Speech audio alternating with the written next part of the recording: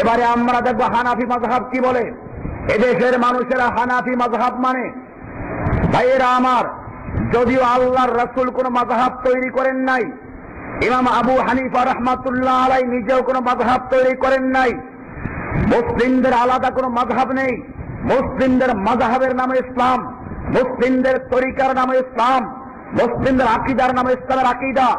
আজকে মুসলিম জাতিকে বিভিন্ন দলে দলে ভাগ করা হয়েছে। কেউ হানাফি, কেউ শাফি, কেউ মালিকি, কেউ চিশতি, কেউ কাদেরি, কেউ নকশবন্দি, কেউ মুজাদ্দিদি। এই ভাগগুলো আল্লাহর নবী করে যান নাই। এমনকি যেই ইমামদের নামে এই দলগুলো তৈরি করা হয়েছে তারাও করেন নাই। যদি প্রশ্ন করা হয় ইমাম আবু হানিফা রাহমাতুল্লাহ আলাইহি কোন মাযহাবের ছিলেন, আপনি কি বলবেন? ইমাম আবু হানিফা রাহমাতুল্লাহ আলাইহি কোন মাযহাবের ছিলেন? ইমাম শাফিঈ কোন মাযহাবের ছিলেন? মাযহাব তো ওনাদের নামে পরে তৈরি করো। ওনারা কোন মাযহাবের ছিলেন? ওনারা যেই মাযহাবের ছিলেন তার নাম রাসূলের মাযহাব। সাহাবায়ে কেরামদের মাযহাবের নাম ছিল কি? রাসূলের মাযহাব। আজকে মুসলিম জাতি আকীদা মানে আশআরী মাতুরিদি, মাযহাব মানে হানাফি, শাফি, হাম্বলি, মালিকি, আর তরিকা মানে চিশতি, কাদেরি, নকশবন্দি, মুজাদ্দিদি। এরপরে মুসলিমদেরকে হাজার হাজার ফেরকায় বিভক্ত করে আজকে ছাগলের মতো মার খাওয়ানো হচ্ছে। অথচ মুসলিমদের বলা হয়েছিল মুসলিমদের একজন ইমাম থাকবে। আল্লাহর রাসূল সাল্লাল্লাহু আলাইহি ওয়াসাল্লাম বলেছেন, আল ইমামুজ জুন্নাহ, মুসলিমদের যিনি ইমাম থাকবে একজন মাত্র আমির থাকবে, সে হবে ঢাল।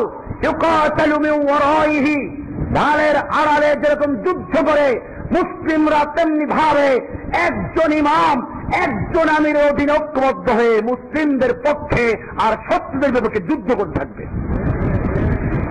এই জন্য মুসলিম হিসেবে সহিহ হাদিস, আল্লাহর রাসূল সাল্লাল্লাহু আলাইহি ওয়াসাল্লাম বলেছেন, ইযা বুইয়া লি খলিফাতাইনে ফাকতুলুল আখিরা মিনহুমা, যখন দুজন খলিফা অর্থাৎ মুসলিমদের একজন খলিফা থাকা অবস্থায়, মুসলিমদের একজন লিডার থাকা অবস্থায়, মুসলিমদের একজন ইমাম থাকা অবস্থায় যদি আরেকজন খলিফা গজায়, আরেকজন নেতা দাবি করে, আল্লাহর রাসূল সাল্লাল্লাহু আলাইহি ওয়াসাল্লাম বলছেন, ফাকতুলুল আখিরা মিনহুমা, তোমরা ওদের মধ্যে দ্বিতীয় জনকে কতল করে দাও।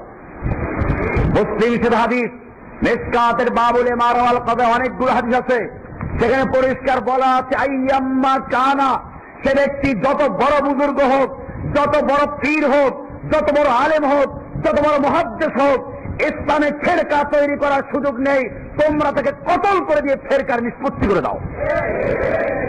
আজকে মুসলিমরা খালি বিভিন্ন দলে বিভক্ত হয় নাই, মুসলিমরা তাদের টুপি পর্যন্ত ভাগ করে ফেলেছে। এক এক পীরের এক এক টুপি। আমার এর উপরে লেকচার আছে, আজকে সেদিক যাচ্ছি না। একটা লোক ছাগল রাখতো, 3 মালিকের ছাগল। ছাগল দেখতে একরকম, প্রতিদিন এক মালিকের আর এক মালিকের বাড়ি যায় রাখাল মার খায়। এবারে রাখাল চিন্তা করলো প্রতিদিন মার খাওয়া যাবে না, আর কত মার খাবো।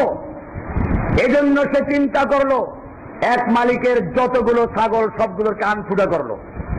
এখন ঠিক পাওয়া যাবে কান ফুটাওয়ালা যত ছাগল সব অমুক মালিকের চূড়াবালিশ বল। আর এক মালিকের যত ছাগল সবগুলো নাক ফুটা করলো। এখন থেকে নাক ফুটাওয়ালা যত ছাগল সবগুলো গুড়াবালির ছাগল। আর এক মালিকের ছাগলের গায়ে রং লাগাইলো। এখন আর ছাগল চিনতে অসুবিধা নেই। ঠিক তেমনি ভাবে মুসলিম জাতির একক ইমামতকে খ্রিস্টানরা চুরি করে, তারা একজন পোপের নেতৃত্বে চলে। আর মুসলিম জাতিকে চিশতিয়া, কাদেরিয়া, নকশবন্দিয়া, মুজাদ্দিদিয়া হাজারো ফেরকায় বিভক্ত করে দিয়ে এরপরে তাদেরকে চিনা যায়। সেজন্য কারো টুপি পাঁচকল্লি, কারো গোল, কারো লম্বা টুপি পর্যন্ত ভাগ করেছে, পাগড়ির কালার পর্যন্ত ভাগ করে দিয়েছে।